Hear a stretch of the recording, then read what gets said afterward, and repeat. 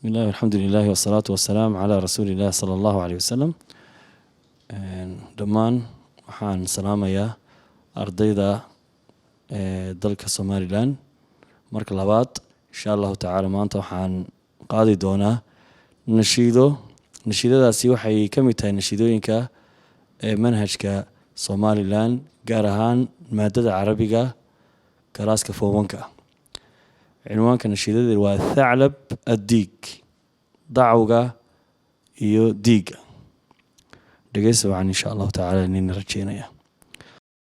يا نبي سلام عليك، يا رسول سلام عليك، يا حبيب سلام عليك، صلوات الله عليك. برز الثعلب يوما في شعار الواعظين، فمشى في الأرض يهدي ويسوب الماكرين، ويقول الحمد لله إله العالمين.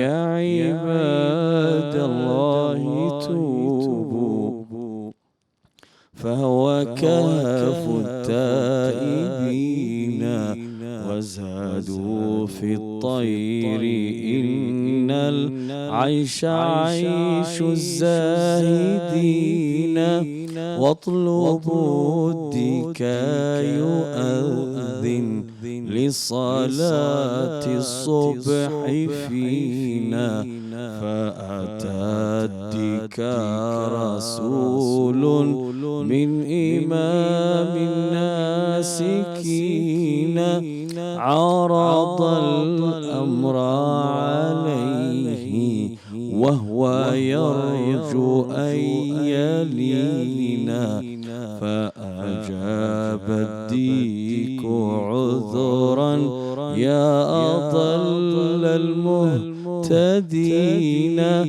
بلغ الثعلب عني عن جدود الصالحين، عن ذوي التيجان ممن دخل البطن اللعين، أنهم قالوا وخير القول قول العارفين، مخطئهم من ظن يوما أن للثعلب دينا، مخطئهم من ظن يوما أن للثعلب دينا.